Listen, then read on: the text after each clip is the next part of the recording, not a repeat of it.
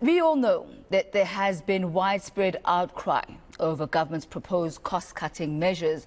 Treasury says it is necessary to prevent a total collapse of the country's finances. But unions say cutting jobs, infrastructure spend and raising VAT will hurt even more. Let's get the view now of the South African Communist Party. We're joined by the SACP's General Secretary Solly Mapaila. A very good morning to you, SG, and thank you for your time this morning. Now, you are an alliance partner to the African National Congress, the governing party, but you are not at all supporting the austerity measures that are being put forward by Treasury. Why so? Yeah, certainly, Tammy. Good morning and good morning to our viewers.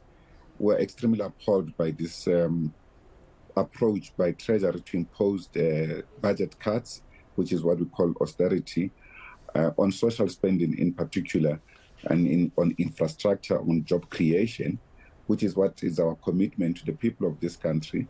But we think that we need to deal with once and for all this dogma in government that private interest must always be supersede national interest, which is what is happening. Actually, we are being prepared as a country into a crisis such that we all should allow the sell-off of our state-owned entities instead of turning them around, making them instruments of development in an underdeveloped country.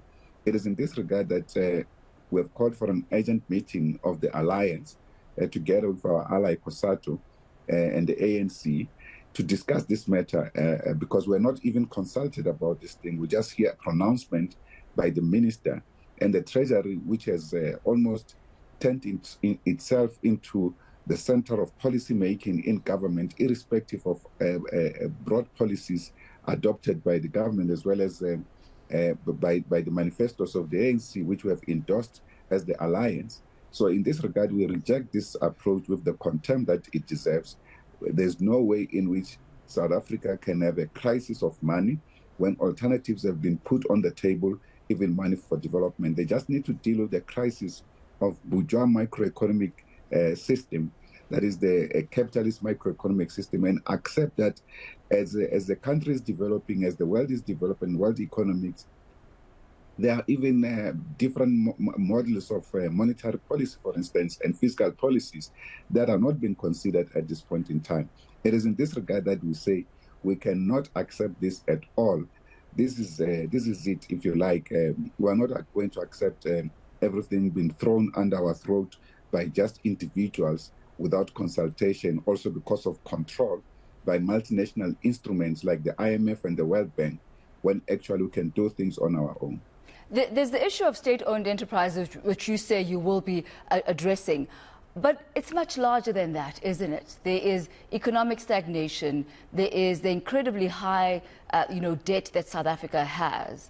There is unemployment in the country. We haven't even quite, recovered from COVID. So really a multi-layered facet of challenges that are influencing the current fiscal position.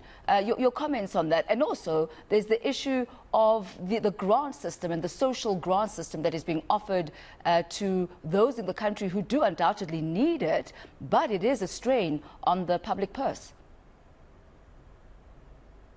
Yes, you are right about those challenges facing society as a whole, not only South Africa. The rest of the world has gone through those kind of difficulties, but the world has been recovering. Ourselves have been recovering. But at the same time, these measures of recovery have been ignored. From the beginning, when this new liberal economic recovery, reconstruction and recovery plan by government was introduced, that was not the position of the alliance. We had put alternatives that could have stepped us out of this crisis far ahead of what we are, where we are now, still stuck in this current quagmire of economic crisis. Mr. Mapaila, I'm going to ask you if you could just highlight some of those propositions that you've put forward that you say have been ignored. For instance, we had a team of heterodox economics. These are economics that are able to look into different economic thoughts to put on the table. For instance, to change the macroeconomic strategy, the role of the Reserve Bank in particular in this regard, in job creation and in economic growth, not just only following inflation targeting or paying lip service to the concept of a job creation and economic growth, which they cannot measure because the only instrument that they are chasing is to impose high interest rates to punish the poor and the working class who cannot afford living itself. And they continue to punish them with high interest rate. The middle class is suffering itself under these current conditions, and only the rich continue to, and the banks in particular. We've spoken about the creation of public banks who makes money openly in day robbery. After this COVID crisis, the biggest profiteers have been the banks. All the banks in this country declared huge profits. So there can be no one sector of the economy that declared such kind of huge profits while others are suffering, precisely because of the existing condition created by the South African Reserve Bank. Actually, South African government is a piggyback of the commercial banks in this country. This is one a simple measure. We have also spoken about the role of government in job creation. Not just the things that they've been introducing of expanded public works program, concrete job creation, stopping huge consultancy in government and create jobs in municipalities and in provinces and the whole of government, and build the capacity of the state. Now we have got a state that simply operates on a procurement basis.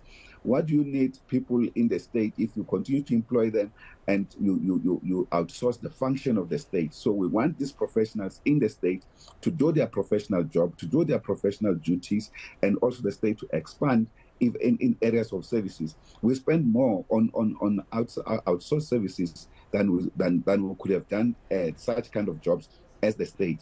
And there are other several options that we've certainly put on the table. All of these have been ignored.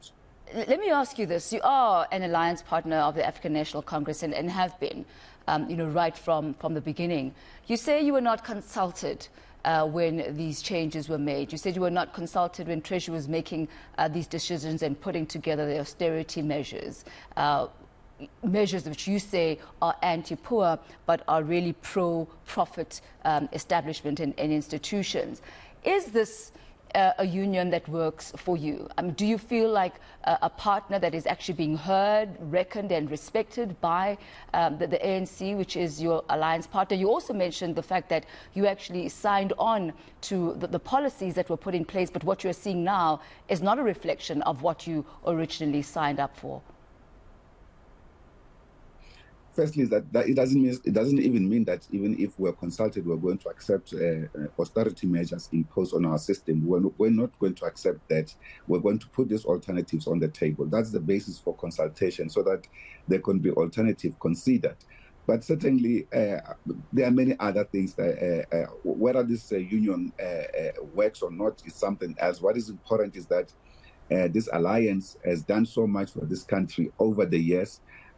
But what is important is that we need all options on the table to be considered. We have, for instance, in this country, enough money, whether it's what we call prescribed assets, the various assets that are available in the country, which have been deployed outside this country to create jobs in other countries and not creating jobs in South Africa. We've placed this on the table. They've been ignored. The point here is whether the ignorance or whether we have been taken seriously or something is a matter that they must say in our face on the table that they don't agree with this thing, so that we're able to take different positions. But it is not the ANC that has said this. We're going to have a discussion with the ANC on Monday. As far as we understand, even the ANC itself was not fully consulted on this. It was just an expression by government, which actually does not recognize, particularly the Treasury, not the whole of government, the Treasury does not recognize that it is deployed by government, by the ANC to be in government, those comrades who are leading the Treasury. That's the biggest problem. But this has been a problem even in the past, where the Treasury or the government through the Treasury has been made as a policy instrument of the wider government in undermining not only the ANC itself, but the alliance and the people of this country. Because many other things that have happened here, through the Treasury and other collaborative departments have been imposed on the people of this country when alternatives are ignored, whether it's a sale of public entities, South African Airways, and so forth. So it is just this that is disconcerting to us, and we'll reject this with the contempt that it deserves. Mr. Mapaila, thank you so much for your time and your views this